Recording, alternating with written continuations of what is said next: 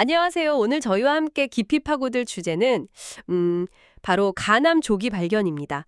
아마 당신께서도 관련 자료들, 뭐 기사나 연구 결과 같은 거 찾아보셨을 텐데요. 네, 안녕하세요. 특히 만성 간염이나 간경변증 있으신 분들은 정말 관심 많으실 주제죠. 맞아요. 이게 일찍 발견하면 치료율이 확 올라가잖아요. 그렇죠. 완치율이 정말 달라지거든요. 그래서 정기검진이 필수인데 보통 초음파, CT, MRI 이런 영상 검사를 많이 하거든요. 네, 근데 자료들을 보다 보니까 어떤 검사가 제일 좋은 건지, 또 놓치는 경우는 없는지, 그리고 그 조영제는 괜찮은 건지 이런 게 좀 궁금해지더라고요. 다 중요한 질문들이시네요. 실제로 많은 분들이 궁금해하시는 내용이고요. 그래서 오늘 이 시간 당신의 자료들을 딱 나침판 삼아서요. 간 초음파, CT, MRI 이게 간암 조기 발견에 각각 어떤 역할을 하는지, 장단점은 뭐고 뭘 주의해야 하는지 명확하게 한번 짚어보겠습니다. 네, 좋습니다. 복잡한 내용들을 좀 알기 쉽게 풀어보죠. 네, 핵심만 쏙쏙 뽑아서 명쾌하게. 자, 그럼 본격적으로 탐구를 시작해 볼까요? 네, 자, 그럼 자료에서 가장 먼저, 그리고 가장 흔하게 나오는 검사죠. 간 초음파. 이것부터 시작해 보죠. 이게 비교적 간단하고 비용 부담도 적고 또 방사선 걱정도 없잖아요. 네, 맞습니다. 그래서 간암고염군 감시검사로 제일 널리 쓰이고 있죠. 한국뿐 아니라 미국, 유럽 여러 나라 진료 지침에서도 다 6개월 간격 초음파를 기본으로 권고하고 있고요. 그렇죠. 접근성이 좋다는 게 큰 장점인데, 근데 자료를 보면 이게 완벽하지만은 않다. 이런 얘기가 꼭 나오더라고요. 네, 바로 그 점이 중요합니다. 초음파가 간암 감시의 첫걸음으로 아주 중요하지만 한계가 분명히 있어요. 실제 연구들을 보면요.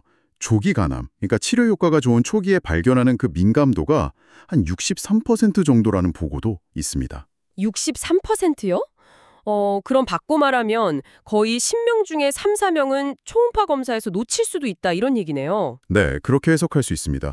특히 조기 간암에 대해서는요. 자료에도 그런 사례들이 좀 있던데 구체적으로 어떤 경우에 초음파가 좀 놓치기 쉬운가요? 그게 몇 가지 이유가 있는데요. 당신의 자료에서도 아마 강조됐을 거예요.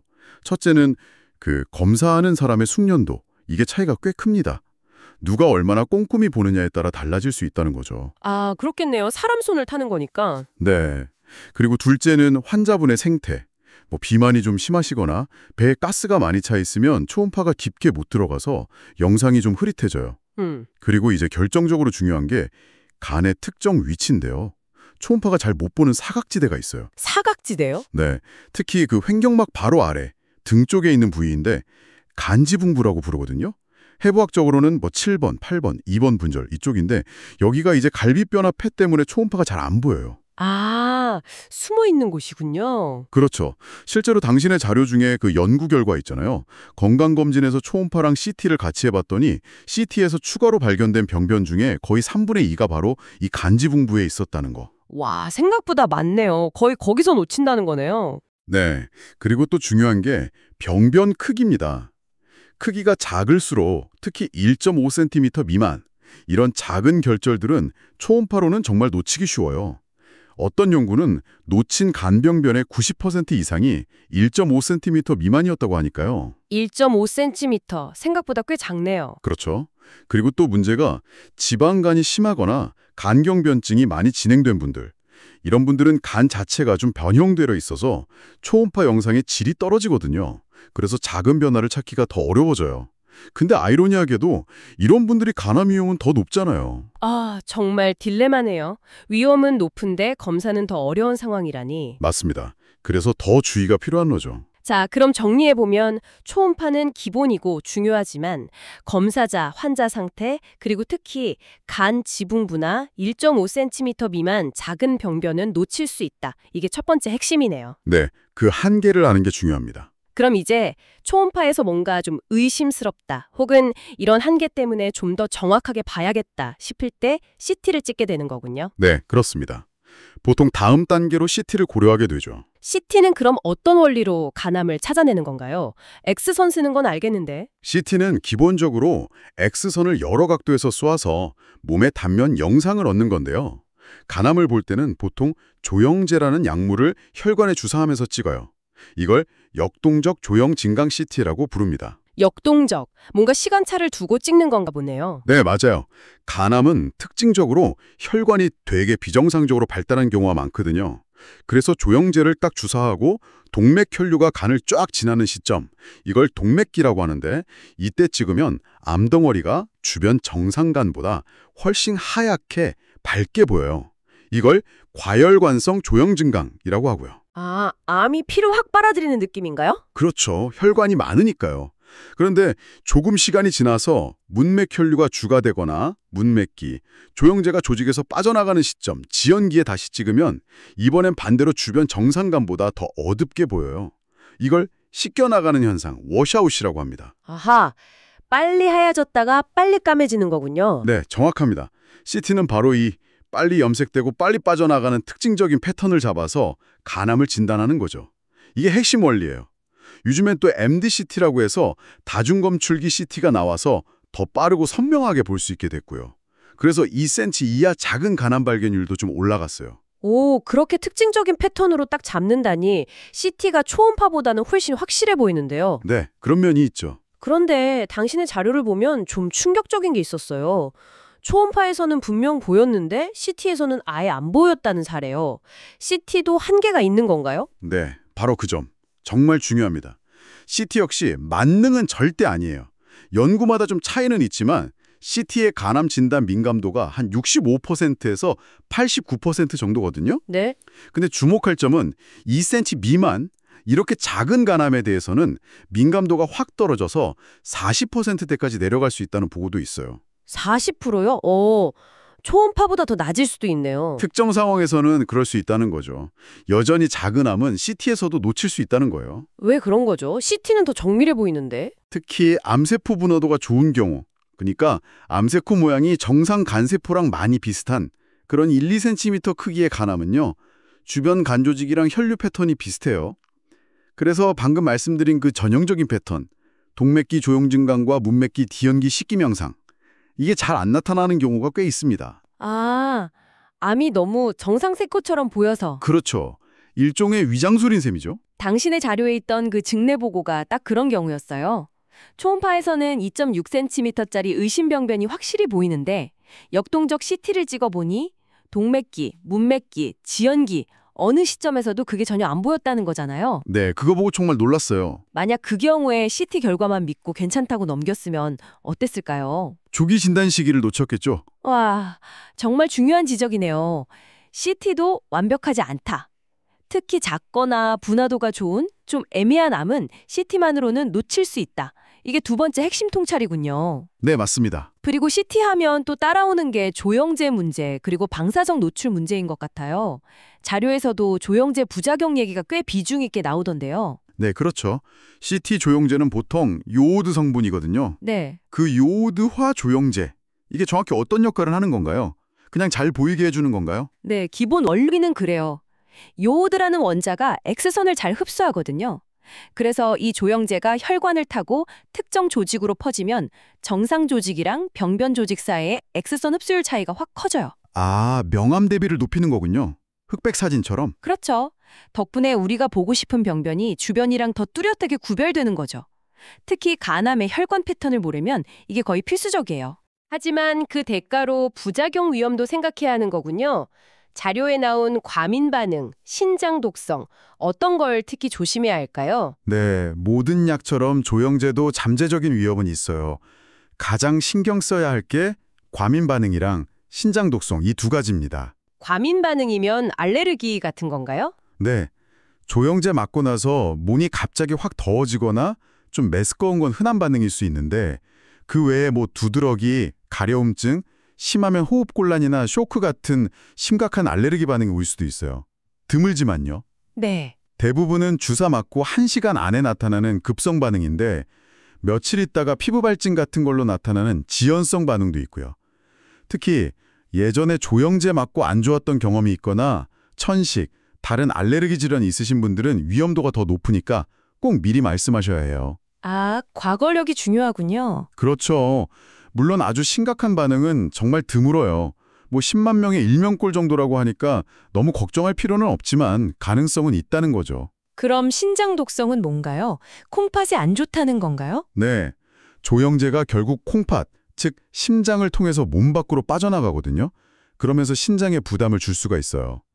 특히 만성신부전이나 당뇨 합병증으로 신장 기능이 이미 좀 떨어져 있는 분들, 아니면 연세 많으신 분들은 조영제 때문에 신장 기능이 더 나빠질 위험이 있습니다. 이걸 조영제 유발 신독성이라고 불러요.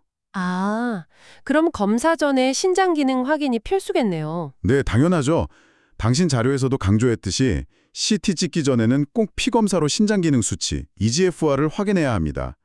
그리고 위험군에 해당되면 검사 전후로 수액을 충분히 맞아서 신장을 보호하는 조치를 하고요. 그리고 약물 상호작용 얘기도 있던데요. 먹는 약이랑 상관이 있나요? 네, 그것도 중요해요. 특히 당뇨약 중에 메트포르민이라는 성분이 있거든요. 이게 요오드화 조영제랑 같이 쓰이면 아주 드물지만 유산산증이라는 심각한 부작용 위험을 높일 수 있어요. 그래서 신장 기능에 따라서 검사 전후로 약 복용을 조절해야 합니다. 메트포르민, 당뇨 환자분들은 꼭 기억해야겠네요. 네. 그 외에도 일부 항생제나 수염진통제 같은 것도 신독성 위험을 높일 수 있으니까 지금 드시고 있는 약은 사소해 보여도 전부 다 의사 선생님께 미리 알려주시는 게 안전합니다. 그렇군요. 과거 병력, 알레르기, 신장 상태, 먹는 약, 이 네 가지는 조영제 검사 전에 꼭 체크하고 알려야 한다. 이게 또 하나의 중요한 실용 정보네요. 네, 맞습니다. 안전이 최우선이니까요. 자, 그럼 초음파나 CT에서 결과가 좀 애매하다, 혹은 CT가 놓쳤을 가능성이 있다. 이럴 때 드디어 MRI가 등장하는군요. MRI는 뭐가 그렇게 특별하길래 최종 병기처럼 얘기되는 걸까요? MRI는 일단 CT랑 작동 원리 자체가 달라요. 방사선이 아니라 아주 강한 자기장이랑 고주파를 써서 영상을 얻거든요.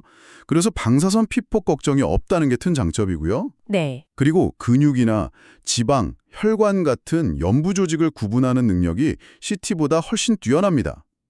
근데 간암 진단에서 MRI의 진짜 강력한 무기는 바로 간세포 특이 조영제를 쓸 수 있다는 점이에요. 간세포 특이 조영제? 이름부터 뭔가 다른데요? 네, 상품명으로는 아마 당신 자료에도 나왔을 텐데 프리모비스트나 에오비스트 이런 이름으로 불리고요. 성분명은 가도세틱산이라고 해요. 이게 일반 CT 조영제나 다른 MRI 조영제랑 어떻게 다른 건가요? 조영제처럼 혈관 분포를 보여주는 기능도 하고요. 근데 더 중요한 건 주사된 조영제의 한 절반 정도가 정상 간세포에 흡수가 돼요. 그리고 담즙이랑 같이 담도를 통해 배설됩니다. 정상 간세포만 흡수한다고요? 네, 그게 핵심이에요. 그래서 조영제를 맞고 한 10분에서 20분 정도 기다렸다가 간담독이 헤파코빌리어리 페이즈라는 특별한 시점의 영상을 찍으면요. 정상 간 조직은 조영제를 먹고 있으니까 밝게 하얗게 보여요. 네. 반면에 대부분의 간암세포는 이런 정상 간세포 기능을 잃어버렸거나 아주 약하거든요. 그래서 조영제를 흡수하지 못하고 주변 정상간보다 상대적으로 까맣게 어둡게 보이는 거죠. 와, 암세포랑 정상세포를 색깔로 딱 구분해내는 거네요? 그렇죠. 바로 이 간담독이 영상 덕분에 CT에서는 잘 안 보이던 작은 간암, 혈관 패턴이 좀 이상한 비전형적인 간암, 심지어 분화도가 좋아서 CT에서 놓치기 쉬운 간암까지도 훨씬 명확하게 찾아낼 수가 있어요. 아까 그 살에 초음파에 보였는데 CT엔 안 보였다는 그 2.6cm 간암. 네, 기억하시죠? 그 경우도 바로 이 간세포 특이 조영제 MRI를 썼기 때문에 진단이 가능했던 거예요. 동맥기 패턴 문맥기 지연기 및 간담독이에서의 식김 현상, 그리고 확산 강조 영상 DWI라고 하는 또 다른 특수 기법 소견까지 다 종합해서요. CT의 한계를 메꿔주는 아주 강력한 도구죠. 이야, 정말 정교하네요. 간세포 자체의 기능 차이를 이용하다니. 근데 MRI도 조영제를 쓰는 거잖아요. 이건 안전한가요? CT 조영제처럼 주의할 점은 없고요. 네, MRI 조영제는 가돌리늄이라는 성분을 기반으로 하는데요. CT의 요오드화 조영제랑은 달라요. 일반적으로는 가돌리늄 조영제가 요오드화 조영제보다는 과민 반응 빈도도 낮고 반응 정도도 좀 덜 심하다고 알려져 있어요. 아, 그럼 좀 더 안전한 편인가요? 상대적으로는 그렇다고 볼 수 있지만 그렇다고 부작용이 아예 없는 건 아니니까요. 만약 예전에 MRI 조영제 맞고 안 좋았다면 이것도 당연히 알려야 하고요. 가돌리늄 조영제에서 특히 조심해야 할 게 하나 있는데 신원성 전신섬유증이라는 거예요.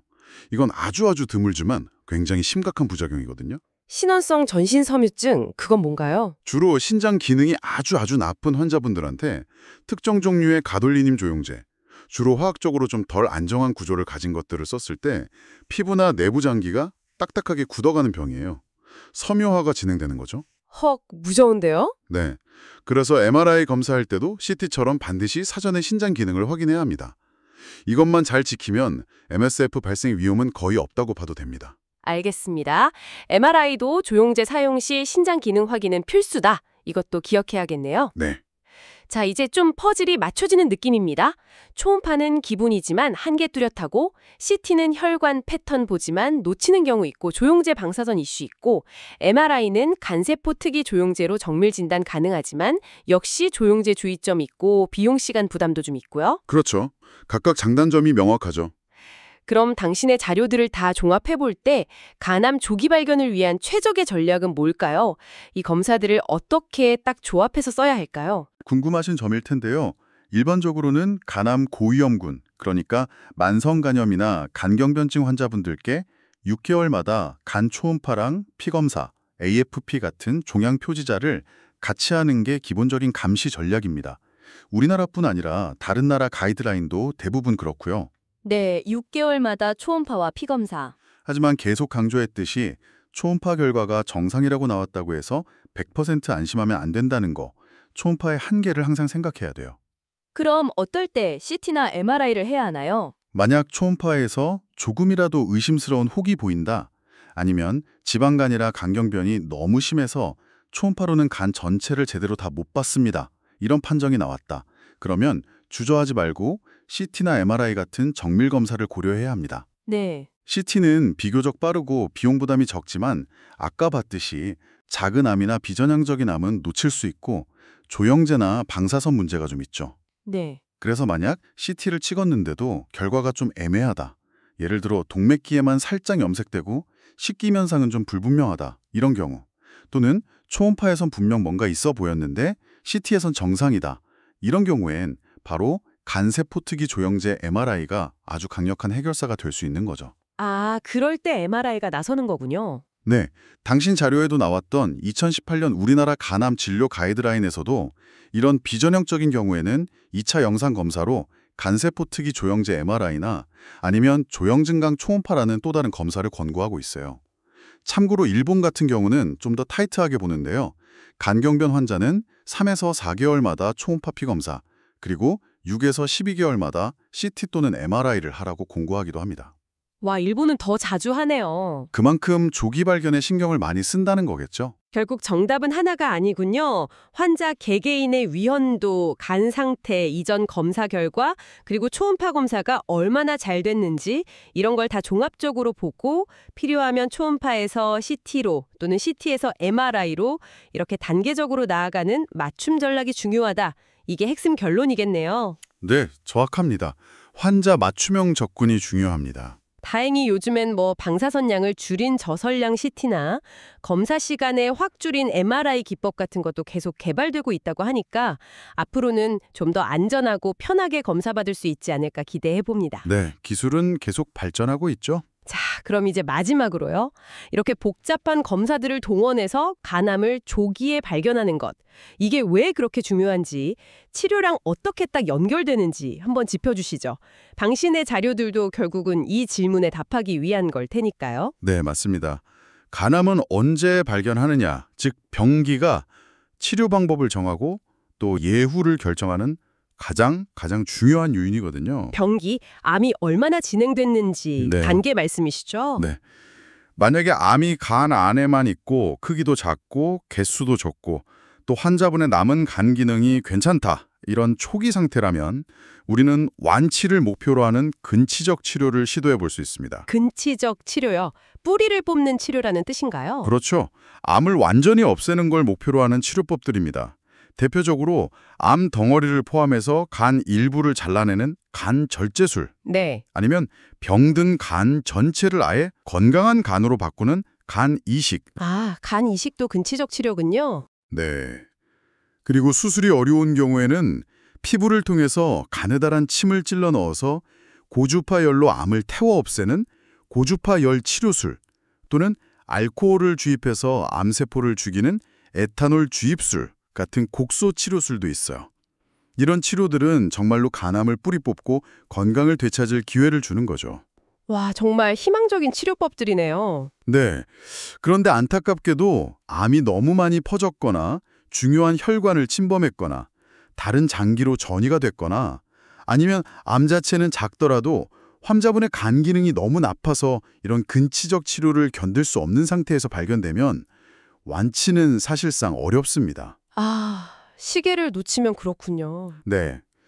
그럴 때는 이제 암의 진행을 좀 늦추고 생존 기간을 늘리고 삶의 질을 유지하는 걸 목표로 하는 비근치적 치료를 할 수밖에 없어요. 비근치적 치료에는 어떤 것들이 있나요? 간암에 피를 공급하는 동맥을 찾아서 항암제를 넣고 그 혈관을 막아버리는 경동맥 화약 색전술, TAC이라는 게 가장 대표적이고요. 그 외에 방사선 치료, 그리고 먹는 표적 항암제, 소라페닉, 렘바티닙 등, 주사 맞는 면역 항암제, 니볼루맙 등을 쓰는 전신 항암 화학요법 같은 것들이 있습니다. 요즘 좋은 약들이 많이 나왔지만 그래도 근치적 치료와 비교하면 한계는 분명하죠. 그렇군요. 결국 완치를 노릴 수 있느냐 없느냐가 조기 발견에 달려 있다. 이 말씀이시네요. 네, 바로 그겁니다. 더 나은 치료 기회를 잡기 위해서라도 오늘 우리가 살펴본 이 검사들을 통해서 최대한 빨리 더 작은 단계에서 암을 찾아내는 게 무엇보다 중요하다. 이것이 모든 정보의 귀결점이군요. 네, 맞습니다. 오늘 저희는 당신께서 제공해 주신 이 귀중한 자료들을 바탕으로 간암 조기 발견을 위한 초음파, CT, MRI 검사의 세계를 정말 깊숙이 탐험해 봤습니다. 어떤 검사도 완벽하진 않고 각자의 장점과 또 뚜렷한 한계가 있다는 점, 그리고 진단에 꼭 필요한 조영제의 역할과 또 잠재적 위험성까지 균형 있게 이해하는 게 중요하다는 걸 확인했네요. 네, 맞습니다. 특히 이제 간염 보균자시거나 간경변증 진단 받으신 분들처럼 간암 고위험군에 해당되신다면요. 정해진 주기에 맞춰서 검진 꼭 받으시는 거, 이게 생명을 지키는 가장 확실한 길입니다. 당신 자료에도 아마 나왔을 수 있는데 안타깝게도 우리나라 고위험군 중에 절반 정도만 정기검진을 받고 있다는 통계도 있어요. 아, 정말요? 생각보다 너무 낮은데요. 네, 그러니까 꾸준히 추적 관찰하면서 변화를 빨리 알아채는 게 중요하고요. 또 초음파 결과만 너무 믿기보다는 필요할 때는 CT나 MRI의 도움을 받는 것에 대해서 주치의 선생님이랑 좀 열린 마음으로 상의하시는 자세가 중요하다고 생각합니다. 네, 오늘 나눈 이야기들이 당신의 건강관리 계획을 세우고 또 앞으로 검사 결과에 대해서 의료진과 더 깊이 있는 소통을 하는데 정말 실질적인 도움이 되었기를 바랍니다. 네, 그랬으면 좋겠습니다. 자, 이제 마지막으로 이런 질문을 한번 던져봅니다. 오늘 우리가 확인한 이런 영상 검사들의 한계점들, 그리고 인공지능, AI 같은 엄청난 신기술의 발전, 이걸 고려할 때 아주 머지않은 미래에는 AI가 초음파의 눈을 더 예리하게 만들어주거나 아니면 정말 간단한 피검사 한 번으로 초기 간암을 정확하게 딱 잡아내는 그런 시대가 정말 올 수 있을까요? 오늘 탐구는 여기까지입니다. 다음 시간에 더 흥미로운 주제로 다시 찾아뵙겠습니다. 네, 감사합니다.